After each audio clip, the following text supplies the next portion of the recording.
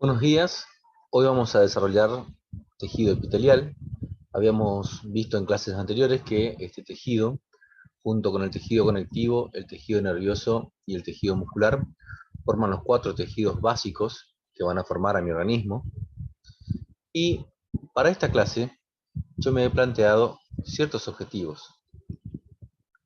Uno de esos objetivos es que ustedes sepan definir al tejido epitelial y mencionen cuáles son sus principales características, sepan cómo se clasifican estos tejidos epiteliales, que vamos a ver que tenemos dos tipos de epitelios: epitelios de revestimiento, que se encargan de recubrir las superficies internas y externas de mi organismo, y epitelios cuya función no es recubrir superficies, sino secretar sustancias, y ahí hablamos entonces de los epitelios glandulares.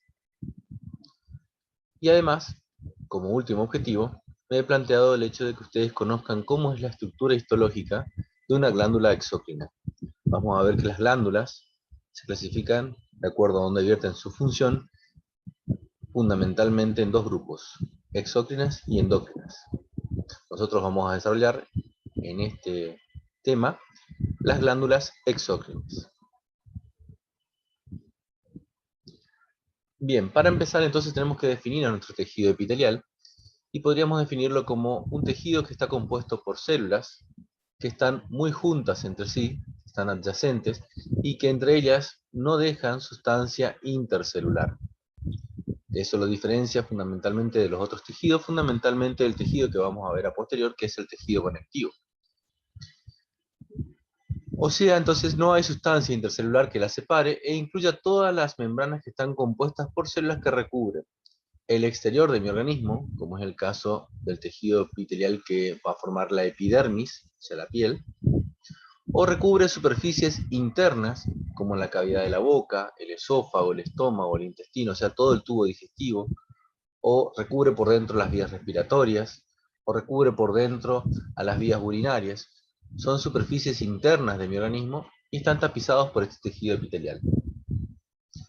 Y también a las agrupaciones de células que tienen función secretora, como es el caso de el epitelio glandular, nuestras glándulas.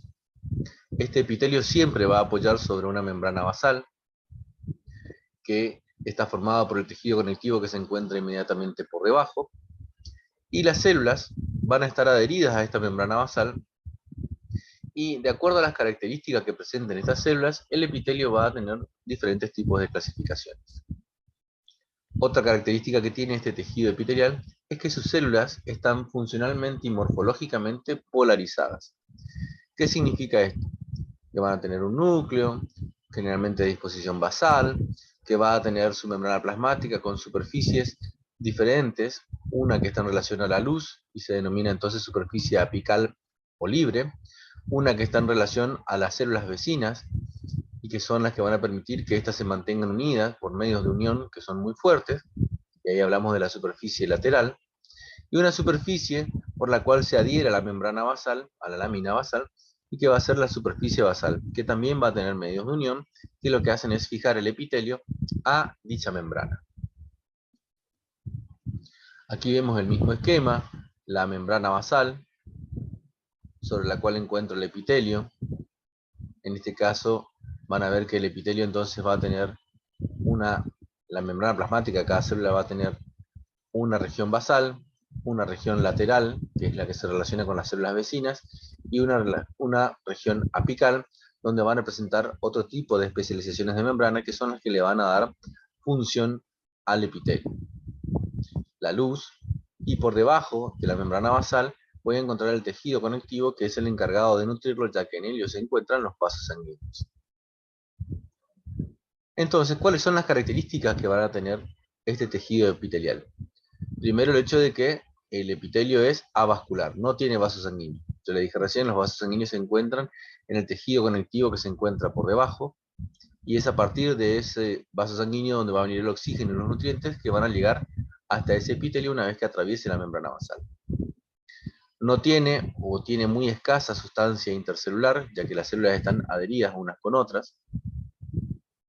Las células presentan polaridad funcional y morfológica, y eso es lo que le hablaba recién, de que incluso después van a presentar en su membrana plasmática una región apical, con algunos tipos de especializaciones de membranas que lo vamos a citar dentro de un rato, una región lateral, donde van a estar fundamentalmente los medios de unión que mantienen unidas a estas células, y una porción basal, por la cual también la célula se une a la membrana basal.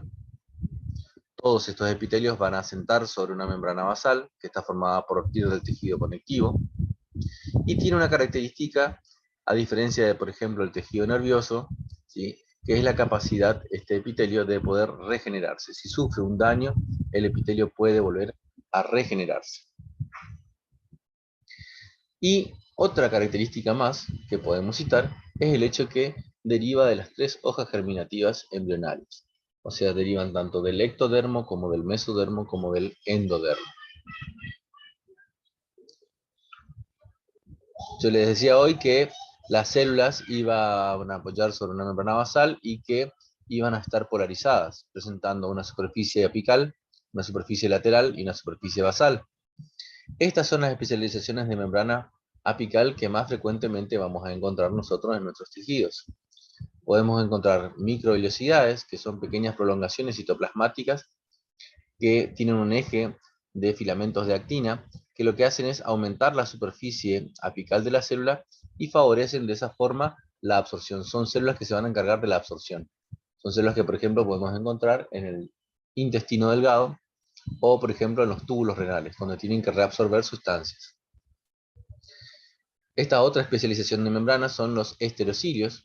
Son estructuras más largas que las microvellosidades, que presentan un eje formado por microtúbulos, no tienen movilidad, aumentan la superficie de absorción y son especializaciones entonces desarrolladas para eso, para la absorción, y que voy a encontrar, por ejemplo, en el epidídimo, que es un órgano que forma parte del sistema reproductor masculino, o también pueden tener una función sensorial y lo podemos encontrar, por ejemplo, tapizando el oído interno y ejerciendo una función sensorial. Mientras que esta tercera especialización de membrana, los cilios, van a ser prolongaciones citoplasmáticas más largas que las microvellosidades, con ejes de microtúbulos, pero que tienen incluso la capacidad de moverse. O sea, no sirven para absorción, sino que tienen un movimiento lateral que lo que hace es desplazar las sustancias que se encuentran en la luz. Este tipo de especialización de membrana lo voy a encontrar en células que se encuentran, por ejemplo, en el aparato respiratorio a nivel de tráquea y de bronquios, donde van desplazando la mucosidad que se encuentra en la luz. El otro tipo de especialización de membrana son los flagelos, que los voy a encontrar únicamente en los espermatozoides y que lo que hacen es tener un movimiento ondulatorio. Estas son todas especializaciones de la membrana apical. Ahora vamos a ver las especializaciones de membrana lateral y de membrana basal. Aquí de vuelta tenemos nuestro esquema con varias células. Aquí estaría la membrana basal. Y ahora vamos a hablar entonces de las especializaciones de la membrana lateral, donde voy a tener fundamentalmente 3 medios de unión. 2 van a ser como en cinturón, recorren a todo alrededor de la célula. El primero hace que ese contacto célula-célula sea muy estrecho, y se habla entonces ahí de una zónula ocluyente o zónula occludens, zónula de oclusión, que se va a extender por toda la circunferencia de la célula y que impide que el material que se encuentra en la luz pase a través del espacio intercelular para llegar después a los tejidos conectivos. Por debajo de la zónula de occludens voy a encontrar una zónula más, o sea, una unión en cinturón, que se denomina zónula adherente. Es basal, o sea, está más hacia abajo de la zónula ocluyente, y intervienen otras proteínas como son las caderinas E y filamentos de actinas que se encuentran dentro de la célula. Esas dos son uniones en cinturón. Las que siguen son las uniones de tipo mácula, o sea, son uniones puntuales que se encuentran en ciertos sectores de la membrana y reciben el nombre de mácula adherens o desmosomas. También van a estar formadas por proteínas denominadas caderinas que se relacionan con filamentos intermedios que forman asas en forma de horquilla en el interior de la célula. El cuarto elemento que puedo encontrar en la membrana lateral no es un medio de unión, sino es un medio de comunicación. Son uniones comunicantes, nexus o uniones gap, que lo que hacen es formar poros o canales entre célula y célula que permiten el paso de iones, de metabolitos, ¿sí?, de sustancias entre célula y célula. Esas 4 son las especializaciones de membrana lateral, 3 son medios de unión, 1 solo es un medio de comunicación. En la membrana basal, lo que voy a encontrar es un medio de unión en la membrana plasmática basal, voy a encontrar un medio de unión que sirve para fijar la célula a la membrana basal y se denominan hemidesmosomas. La membrana basal va a ser una estructura formada por el tejido conectivo y que va a estar constituida por la lámina basal más una lámina fibroreticular. Si nosotros observamos aquí en el esquema, voy a tener mi célula con mis hemidesmosomas que permiten el medio de unión a mi lámina basal. Van a ver que esa lámina basal, si yo la veo con microscopía electrónica, va a estar formada por una porción que es la lámina lúcida, que es la que está en contacto directamente con el epitelio, y luego voy a tener una lámina que se denomina lámina densa, en la cual voy a encontrar fundamentalmente colágena de tipo 4, proteínas de adhesión como fibronectina, entactina, laminina, y esas dos en conjunto van a formar la lámina basal. Esta lámina basal va a estar adherida por moléculas de colágeno tipo 7 que actúan en forma de anclaje a estas fibras reticulares y se denomina en conjunto la lámina basal más esta lámina fibroreticular membrana basal. Esta membrana basal está presente en la mayoría de los tejidos epiteliales y va a ser la que va a actuar como sostén mecánico, le va a dar tensión y adhesividad celular al epitelio y va a servir como un elemento de ultrafiltración, ya que los vasos sanguíneos que se encuentran en el tejido conectivo, las sustancias que están viajando por él, para llegar al epitelio deben atravesar a esta membrana basal y es un medio entonces que sirve para ultrafiltración, tanto de las sustancias que van desde la sangre hacia el epitelio o que están desde la luz del epitelio y que van a pasar hacia la sangre. Entonces sirve como un método de ultrafiltración.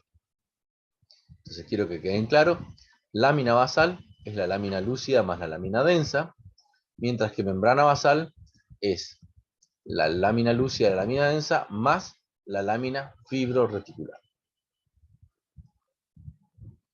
¿Cómo se clasifican los epitelios?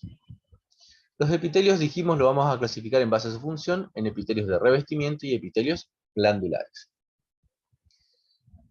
Vamos a hablar primeramente de los epitelios de revestimiento. Esos epitelios de revestimiento, según la forma de sus células, pueden clasificarse en planas, cúbicas o cilíndricas, dependiendo de las características que tengan esas células. Si son células que son más anchas que altas, con núcleos aplanados, hablamos de células planas. En el caso de las células cúbicas, tanto el alto como el ancho de las células son similares y los núcleos son esféricos. Mientras que en las células cilíndricas o columnares, las células son más largas o altas que anchas y los núcleos son ovalados y con el eje mayor del núcleo en forma perpendicular a lo que sería nuestra membrana basal. Esto es según la forma de la célula. Pero según el número de capas de las células, nosotros vamos a clasificarlo en simples y en estratificados. Simples son aquellos que presentan una sola capa de células que apoyan sobre la membrana basal, mientras que los estratificados presentan 2 o más capas de células apoyadas sobre la membrana basal. Y es así que después para nombrarlos debemos combinar. Si el epitelio presenta una sola capa, decimos que es un epitelio simple, pero en base a la forma debemos decir si es un epitelio plano simple, o cúbico simple, o cilíndrico simple. Lo mismo ocurre en el caso de los estratificados. Plano estratificado, cúbico estratificado, cilíndrico estratificado. La característica lo va a dar la última capa de células que se encuentran en la superficie del epitelio. Si la última capa del epitelio estratificado tiene características de células planas, decimos que es plano estratificado. Si la última capa tiene características de células cúbicas, decimos que es cúbico estratificado. Pero ahora presten atención, dentro de la clasificación yo he puesto 2 que están en negrita, en los estratificados, y uno que está en negrita dentro de los simples. Dentro de los simples vamos a tener un tipo que es el pseudoestratificado. Es un epitelio en el cual van a tener que todas las células apoyan sobre la membrana basal, los núcleos quedan a diferentes alturas porque son núcleos de células que se encuentran algunas en forma triangular en la parte basal, otras tienen formas más dilatadas en la porción apical de la célula y los núcleos se ubican en esta región. Y entonces da el aspecto como que si yo lo mirara con microscopía óptica, tiene que presentaran 2 o 3 capas de células. Pero cuando observo con microscopía electrónica que sí puedo ver los límites celulares, me doy cuenta que en realidad todas sus células apoyan sobre la lámina basal, sobre la membrana basal, pero no todas ellas llegan a la superficie. Este epitelio pseudoestratificado yo lo voy a encontrar, por ejemplo, recubriendo las vías respiratorias de la tráquea y de los bronquios. Mientras que dentro de los estratificados yo puse a otros dos. Uno es el epitelio de transición o urotelio, que es el que se va a encargar de recubrir las vías urinarias bajas, uréter, vejiga, uretra. Y por último, solamente se encuentra allí, por eso se llama urotelio o epitelio de transición, y les voy a explicar más adelante el porqué. Y el otro epitelio que podemos encontrar es el epitelio germinativo, en el cual lo voy a encontrar únicamente en los túbulos seminíferos del testículo, donde voy a encontrar varios tipos celulares, dos tipos fundamentalmente, las células de Sertoli y las espermatogonias, en diferentes estadios, y que es un epitelio que se encarga de producir los espermatozoides. Bien, entonces para que nos ubiquemos en los esquemas, vamos a ir aclarando entonces. Esto en rosado, que ustedes están viendo aquí, corresponde a la membrana basal del epitelio, que es lo que siempre está por encima. Por debajo voy a encontrar el tejido conectivo, donde voy a encontrar los vasos sanguíneos. Y esa membrana basal va a definirle a ustedes cuántas capas hay por encima. Si ustedes ven aquí, ven todos tienen una sola capa de células, ven una sola hilera de núcleos. Y fíjense que de acuerdo a las características de estas células yo puedo nombrar. Estas son células que son aplanadas o achatadas, ¿sí? El ancho es mayor que el alto de la célula, el núcleo es ovalado o achatado, ¿sí? Y esto entonces estamos hablando de un epitelio de tipo plano simple, que lo puedo encontrar, por ejemplo, tapizando el interior de los vasos sanguíneos, en la cápsula de Bowman del riñón, en los alvéolos del aparato respiratorio. El epitelio cúbico simple, fíjense, las células tienen el alto y el ancho muy similar, los núcleos son esféricos, nada que ver con estos núcleos, ¿sí? Y de disposición central, y al tener una sola capa, decimos entonces esto es un epitelio de tipo cúbico simple, lo voy a encontrar formando parte de los conductos de glándulas exócrinas, lo puedo encontrar tapizando la superficie del ovario, puedo encontrarlo en los túbulos renales, en la glándula tiroides, formando parte de los folículos de la glándula tiroides.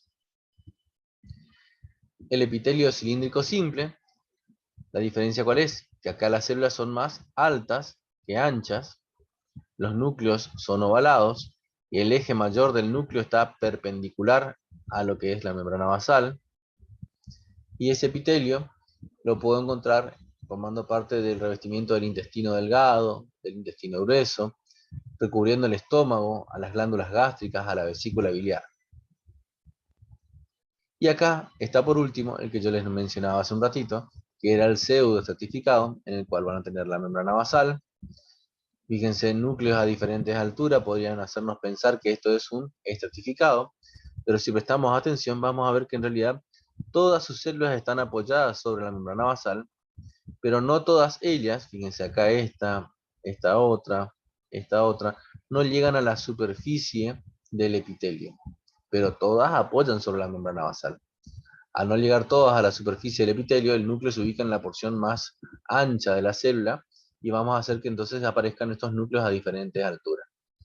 Este epitelio pseudo-estratificado, en este caso acá está esquematizado incluso con células caliciformes, que son estas células que tienen forma de copa, son las que vamos a encontrar, por ejemplo, tapizando la tráquea, los bronquios, el conducto deferente, el conducto eferente del epitelio. Si comparamos estos con los anteriores, vamos a ver nuevamente el esquema. Tenemos la membrana basal, el tejido conectivo por debajo, y vamos a ver que por encima de esa membrana basal, el número de capas de células es mayor a 1, ¿sí? Y dijimos que para hacer un epitelio estratificado necesitábamos 2 o más capas de células. Y el nombre iba a estar dado por la última capa de células. Si la última capa de células presentan células que son planas, decimos que el epitelio es plano estratificado. La última capa de células es cúbica, cúbico, estratificado. La última capa de células son de forma cilíndrica, cilíndrico, estratificado. Este epitelio plano estratificado es el que yo voy a encontrar, por ejemplo, tapizando la epidermis, ¿sí? Formando parte de la epidermis, o tapizando la cavidad bucal o el esófago, o en la vagina. Es un epitelio grueso y que sirve como epitelio de barrera, porque justamente es lo que nos va a aislar del exterior, ¿sí? Y de protección, protección contra gérmenes, contra las raspaduras. Y vamos a ver que ese epitelio plano estratificado puede clasificarse en dos grupos. En aquellos, como están acá en el esquema que les estoy mostrando, donde no forman una capa de queratina, entonces hablamos de epitelio estratificado o escamoso no queratinizado, y el epitelio en donde estas células empiezan a acumular una proteína que se llama queratoialina, la cual acumula tanto al punto que la célula muere, se deseca, y esa queratoialina termina transformándose en un estrato que se llama estrato córneo, y forma la queratina, y ahí entonces hablamos del epitelio plano estratificado queratinizado. Este es el epitelio que vamos a encontrar en la epidermis, en la piel, mientras que este otro es el que vamos a encontrar, por ejemplo, tapizando el esófago o la vagina.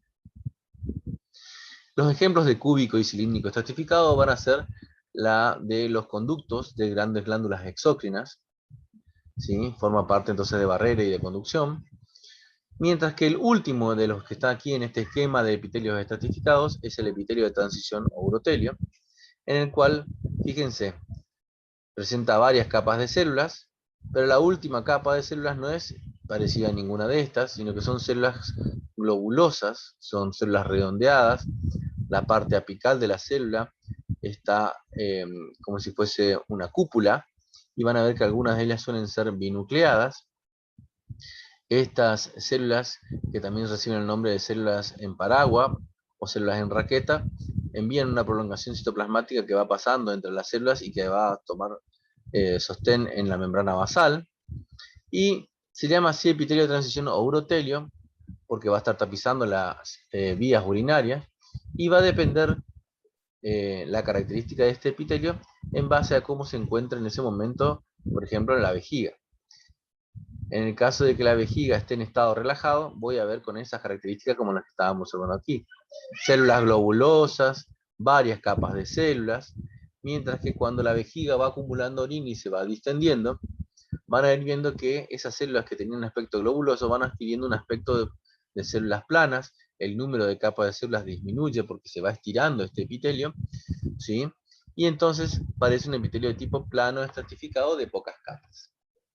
Hay una transición entre uno y el otro, pero sigue siendo el mismo epitelio, que de acuerdo a la cantidad de orina que contenga, la vejiga, por ejemplo, va cambiando su aspecto. Las funciones epiteliales van a estar dadas por las características que tengan esas células epiteliales. Y puede tener este epitelio una o más funciones. ¿Y cuáles son? Son o funciones de secreción, como es el caso del epitelio que tapiza al estómago y a las glándulas gástricas, o pueden tener una función de absorción, como ocurre, por ejemplo, a nivel del epitelio que se encuentra recubriendo a los intestinos, que tienen microvellosidades, o en los túbulos contorneados proximal del riñón, donde también tienen microvellosidades. Pueden ser epitelios con función de transporte, ya sea de materiales o de células sobre su superficie, por el movimiento ciliar, como en el caso del epitelio pseudoestratificado que se encuentra en el árbol bronquial. Pueden tener una función de protección mecánica, como es el epitelio estratificado plano de la epidermis, o el epitelio que se encuentra en la vejiga urinaria, el epitelio de transición.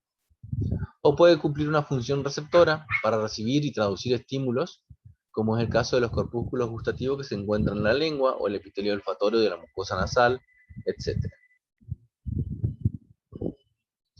Entonces, para ver cómo pongamos en práctica esto que habíamos hablado recién, yo les muestro 4 imágenes Y lo que vamos a identificar acá primero es dónde está ubicado el epitelio. El epitelio de revestimiento siempre va a estar en relación a una luz, a una superficie. Esto que ustedes están viendo aquí sería el epitelio, esto es la luz de ese sector que está recubriendo el epitelio, y la membrana basal vendría por debajo de este epitelio que tiene característica de ser células anchas con núcleos aplanados, con el eje mayor del núcleo paralelo a la membrana basal, o sea que estamos hablando aquí de un epitelio de tipo plano simple. ¿Sí? Si comparamos este epitelio con este otro, donde yo veo estas estructuras redondas, ¿sí? Que tienen un líquido rosado en su interior, este epitelio es el que está recubriendo ese líquido rosado, ese contenido, que se denomina coloide, y van a ver que esta es una estructura, esta corresponde a otra estructura, esta otra a otra estructura, o sea que el epitelio es solamente esto, y su membrana basal está inmediatamente en relación con él. O sea que presenta una sola capa de células, y fíjense las células como son. Tanto el alto como el ancho de las células son similares, y los núcleos, que es lo que nos da la definición, son esféricos y centrales. Este es el ejemplo del epitelio cúbico simple en los folículos tiroideos. Comparemos estos dos que vimos recién con este otro. Aquí tenemos nuevamente la luz de mi órgano, o sea la superficie, tapizada por este epitelio. Aquí vendría la membrana basal, esto que ustedes están viendo aquí es tejido conectivo. Acá el epitelio hace un pliegue. Y fíjense, acá en este sector donde el epitelio se ve bien con sus características, veo que son células más altas que anchas, y el núcleo es ovalado y el eje mayor del núcleo está perpendicular a la membrana basal, que está teñido con una técnica de hematoxilina Paz, que incluso hace que se tiñe la parte apical de estas células, ¿sí? Y entonces ustedes lo que están viendo aquí es el epitelio cilíndrico simple. Por ende, acá nos faltaría para completar el último epitelio, que es el pseudoestratificado. Y fíjense, aquí tienen la membrana basal bien teñida, tejido conectivo por debajo, que es el encargado de nutrir a este epitelio y darle sostén. Y fíjense que veo núcleos todos a diferentes alturas. Con microscopía óptica yo tranquilamente podría decir que esto es un epitelio de tipo estratificado, pero cuando lo observamos con microscopía electrónica vemos que en realidad todas sus células apoyan sobre la membrana basal, pero en realidad lo que ocurre es que no todas llegan hasta la superficie de este epitelio. Y en la superficie puedo observar estos pelitos que ven aquí, que serían los cilios que tienen este epitelio, que son los encargados de desplazar el moco que se produce en estas células que están teñidas aquí intensamente con la técnica de hematoxilina Paz, que es la célula caliciforme. En contraparte, ahora vamos a ver los estratificados. Fíjense, tejido conectivo por debajo. Acá veo una gruesa capa de células, la última de ellas con características de núcleos aplanados o achatados. Por lo tanto, este es mi epitelio plano estratificado, que no presenta más nada por encima de esta última capa de células planas, por lo tanto es no queratinizado, para diferenciarlo de este, donde veo nuevamente varias capas de células, la última con núcleos aplanados, pero por encima de ellos veo una capa gruesa de eosinófila, que es la capa de queratina que va a formar el estratoporto. Este es el epitelio que voy a encontrar en la epidermis, en la piel, mientras que este otro es el que encuentro en el esófago o en la vagina. Son epitelios de protección. Mientras que aquí, en estos dos de acá abajo, lo que tengo que hacer es observar estos epitelios que van a formar parte de estas estructuras que se tiñen más intensamente que estas otras que están acá.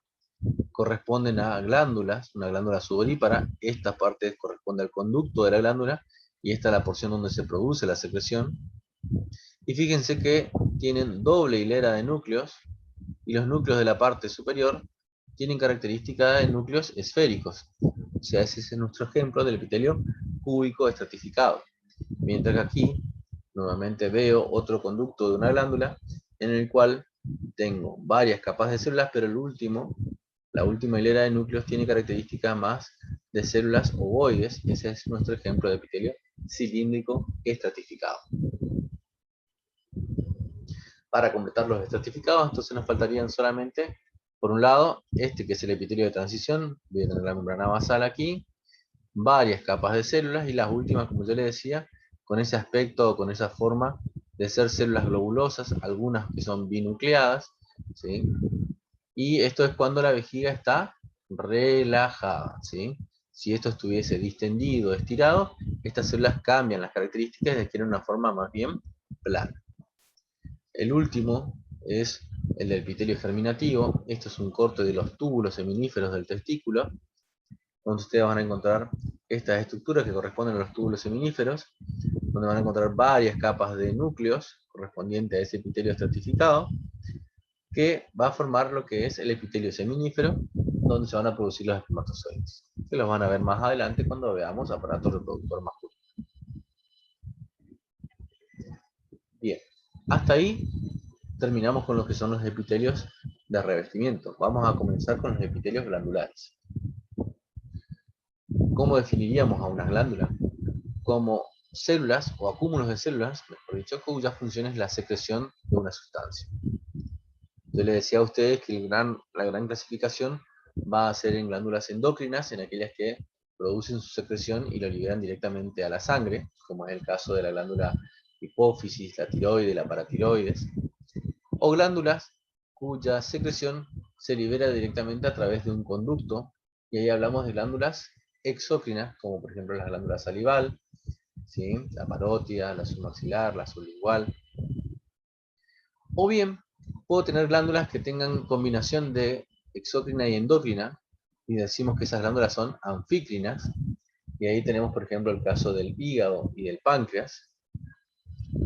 O bien podemos tener otros tipos de glándulas, como son aquellas que producen una secreción parácrina, en la cual directamente liberan su secreción a las células que están próximas a ellas, a células vecinas.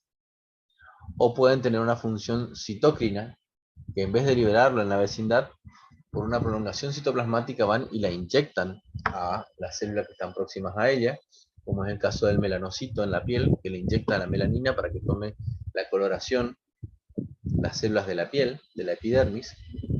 O bien pueden tener glándulas citógenas, que son encargadas de producir células vivas, como es el caso del ovario y del testículo, que hablábamos recién, encargado de producir los espermatozoides.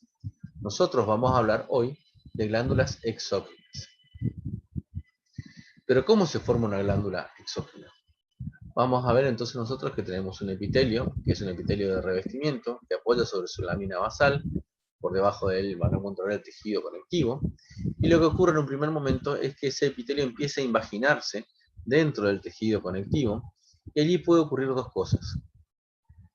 Que en la invaginación continúe y una parte de ese epitelio deje una luz en el centro que va a formar el conducto de la glándula, mientras que la parte más distal va a formar lo que se denomina adenómero o porción secretora de la glándula, y de esa forma vamos a tener una glándula exócrina. O bien, lo otro que puede ocurrir es que venga imaginándose y pierda contacto con la superficie, y se ponga en relación con vasos sanguíneos, estas células que se venían imaginando, y formen de esa manera una glándula de tipo endocrino, que puede ser tipo cordonal o de tipo vesicular. Nosotros vamos a hablar de estas, de las glándulas exócrinas, que son aquellas que tienen conducto y una porción secretora denominada adenómero. Esas glándulas exócrinas pueden clasificarse de acuerdo a las características del conducto, que es lo que ustedes ven acá en un color morado, de acuerdo a las características del adenómero o de la porción secretora, que es lo que ustedes ven en verde, ¿sí? De acuerdo a la forma de su adenómero. Entonces tenemos que ir aprendiendo todas estas clasificaciones. Si la glándula exócrina presenta un solo conducto excretor, decimos que la glándula es simple. Mientras que si este conducto, y solo miremos el conducto, está ramificado, presenta varias ramificaciones, decimos que la glándula es compuesta. Si tiene un solo adenómero, decimos que la glándula es no ramificada, mientras que si tiene varios adenómeros, decimos que la glándula es ramificada. Y ahí miramos solamente el adenómero. Según la forma de su adenómero, pueden tener una forma redondeada, y decimos entonces que tiene una forma acinar o alveolar, ¿sí? Puede tener una forma alargada, como si fuese una botellita, y ahí hablamos de glándulas de tipo tubulares. O pueden ser tan largas que incluso se enrollan los adenómeros, y ahí hablamos de tubulares enrolladas, como es el caso de las glándulas sudoríparas.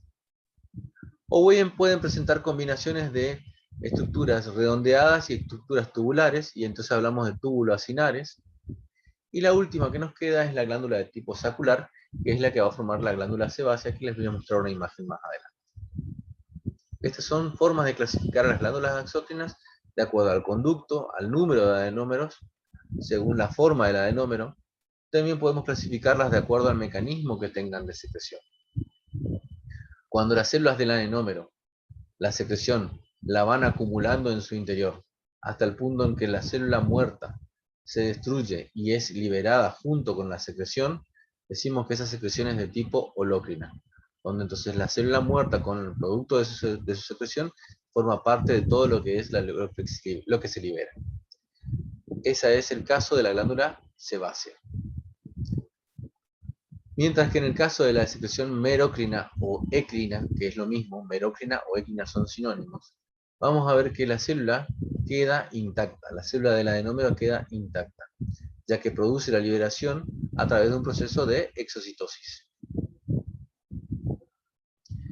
Distinto de lo que ocurre con la secreción apócrina, en el cual van a ver que el producto de secreción se acumula en la parte apical de la célula, y es justamente esa porción apical de la célula la que se desprende junto con la secreción y va a formar parte de, entonces, de su secreción.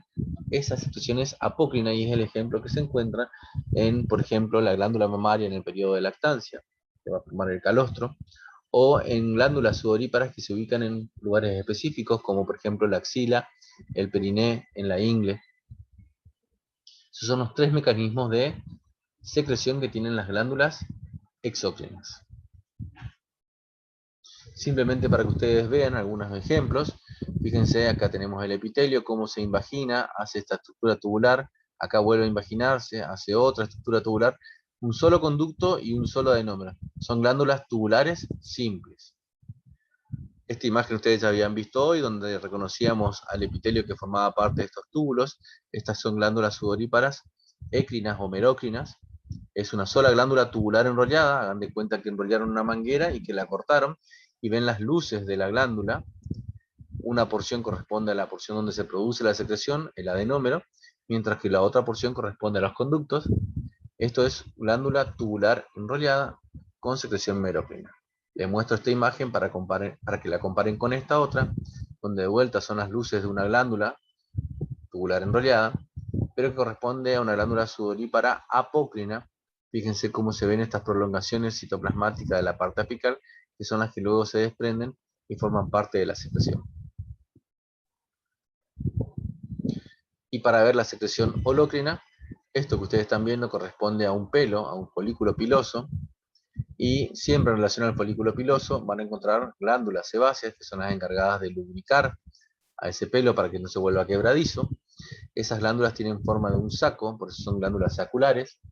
Van a encontrar que todas las células madres se van a encontrar en la parte basal del epitelio, y adentro está todo lleno de células que van acumulando lípidos en su interior, y llega el momento en el cual esos lípidos saturan a la célula revienta, muere, y esa célula muerta con esos lípidos que son liberados es el producto de la secreción, que es lo que va a ir a lubricar a mi folículo piloso.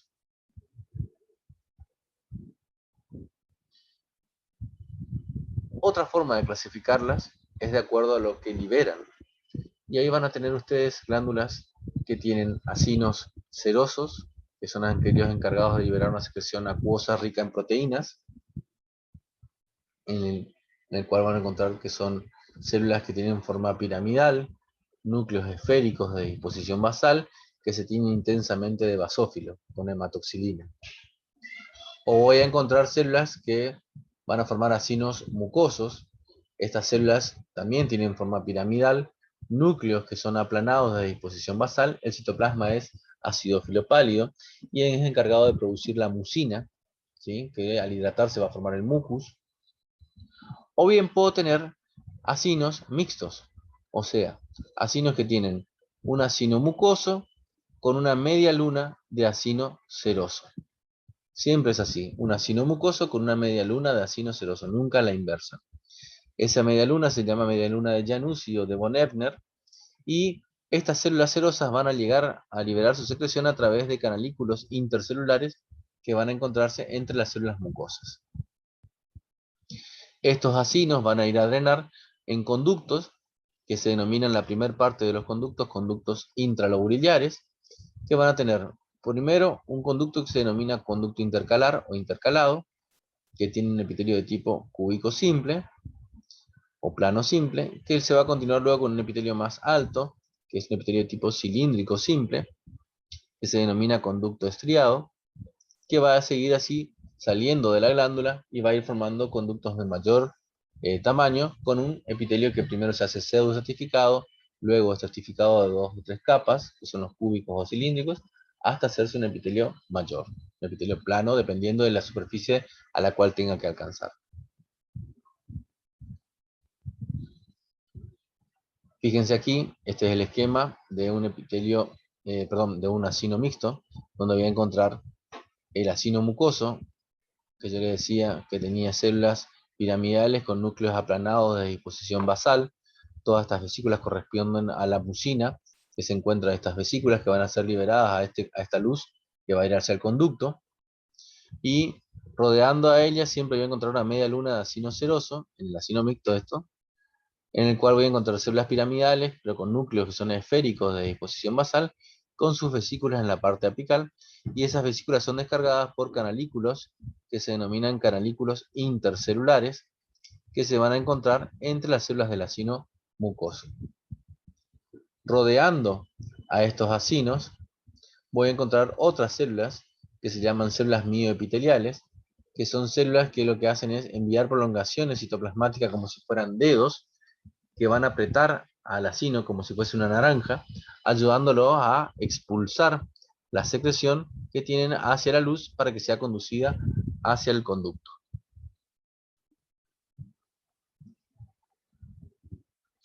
Bien, aquí quiero dejar en claro un concepto que también lo vamos a volver a repasar cuando veamos tejido conectivo.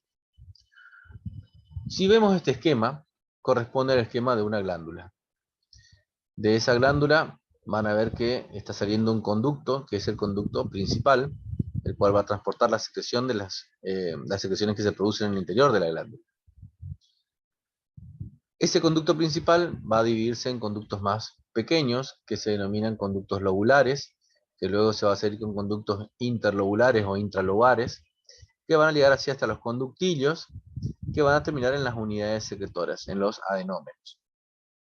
Todo eso, los adenómeros, más toda esta estructura de conductos, ¿sí?, va a formar lo que se denomina parénquima. El parénquima es la porción funcional de un órgano, en este caso de esta glándula que estamos hablando. El parénquima van a ser los adenómeros y los conductos, que va a estar siempre destinado o formado por tejido epitelial. Mientras que el estroma no es la porción funcional, sino que es la porción de sostén, lo que le va a dar sostén a mi órgano. Ustedes van a ver que eso siempre va a estar dado por el tejido conectivo. Esta glándula va a estar recubierta por una cápsula formada por un tejido conectivo que le da una estructura de contención, la cual va a enviar tabiques hacia su interior. Esos tabiques van a formar estructuras que se denominan lóbulos. A través de esos tabiques van a salir tabiques más finos que van a dividir esos lóbulos en lobulillos.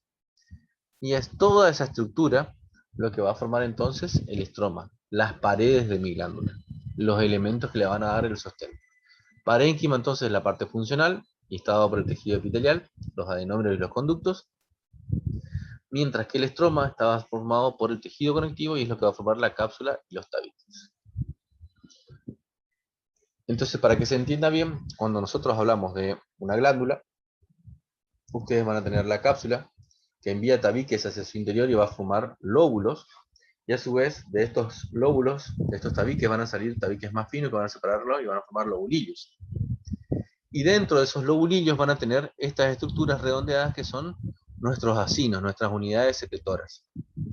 que van a comunicarse primero con un conducto que se llama conducto intralobulillar, dentro de los cuales vamos a tener dos. El primero es el conducto intercalar, que luego se va a continuar con el conducto estriado, ambos de epitelios simples, primero un cúbico simple, y luego se hace cilíndrico simple, que luego van a unirse varios conductos intralobulillares y van a drenar en un conducto que es el conducto intralobulillar, que ya tiene un epitelio de tipo pseudo-ratificado, que va a drenar todo lo que corresponde a ese lobulillo y va a unirse con varios y va a formar un conducto que es el conducto lobular o lobar, que ya tiene un epitelio de tipo cúbico o cilíndrico estratificado. Se van a ir uniendo varios de esos conductos gruesos que forman los conductos lobares, que drenan lo de cada lóbulo de la glándula, y van a ir formando nuestro conducto principal, que en este caso, al ser una glándula salival, que termina en la superficie interna de la cavidad bucal, va a tener un epitelio de tipo plano estratificado, no queratinizado. Entonces, cuando ustedes vean con microscopía óptica, tenido con técnica de metoxilina osina, una glándula en el menor aumento, ¿qué es lo que van a observar? Por fuera, una estructura que se tiene intensamente rosado, que es el tejido conectivo, que va a ir rodeando a la glándula. Esa estructura se denomina cápsula. Esta cápsula va a enviar tabiques hacia el interior y va a separar a la glándula en lóbulos, que es lo que veíamos recién. De estos tabiques van a salir tabiques más finos, que dividen a los lóbulos en espacios más pequeños, que son los lobulillos. Y en el interior de esos lobulillos yo voy a encontrar las unidades secretoras, los acinos y los conductos. ¿Estamos? Entonces lo que vamos a hacer es ver el mayor aumento en un sector de ese preparado y ahí vamos a ir a identificar estas estructuras que son las unidades secretoras de la glándula. Acá claramente se puede observar que la mitad izquierda no es lo mismo que la derecha. En la derecha yo veo estructuras que son redondeadas, con mayor intensidad en la tinción, se tienen más intensamente basófilas. Fíjense que los núcleos son esféricos y de disposición basal, y si las comparo con las otras veo que estas estructuras son más grandes, con núcleos más bien aplanados, de disposición basal, con un citoplasma de eosinófilo pálido. Estos que están acá a la derecha corresponden entonces a los acinos serosos, mientras que los que están aquí a la izquierda corresponden a acinos mucosos. Otra imagen también a mayor aumento, y acá puedo identificar cuatro estructuras que son totalmente diferentes una de otra. Miren esta estructura, la 1, comparen con esta estructura, la 2, comparen con esta estructura, 3, y comparen con esta otra estructura, la 4. La primera, intensamente teñida de color basófilo, su citoplasma, núcleos esféricos, de disposición basal, aquí esta, son todos acinos serosos. Mientras que esta estructura, citoplasma más pálido, núcleos aplanados de disposición basal, esto corresponde a un acino mucoso, era lo que habíamos visto hace un rato. Pero ahora comparen esta estructura que le había dicho yo, esta otra estructura que están viendo acá, esta otra estructura que están viendo aquí. Fíjense, son acinos mucosos con una media luna de acino seroso. Acino mucoso con una media luna de acino seroso. Estos son nuestros acinos mixtos, ¿sí? Y por ende, ¿qué serían estas estructuras que encuentro aquí? Que tienen un citoplasma eosinófilo, núcleo, ¿sí?, de un aspecto de tipo plano, cúbico simple sería aquí. Aquí aparece un aspecto estratificado, pero es por artificio de la técnica. Acá se observa bien las características de un epitelio cúbico simple con el citoplasma eosinófilo, la luz con un contenido en su interior. Estos corresponden a los conductilios intralobulillares, ¿sí? Muy bien. Esta es la bibliografía que fue utilizada para la clase. Les agradezco por su atención.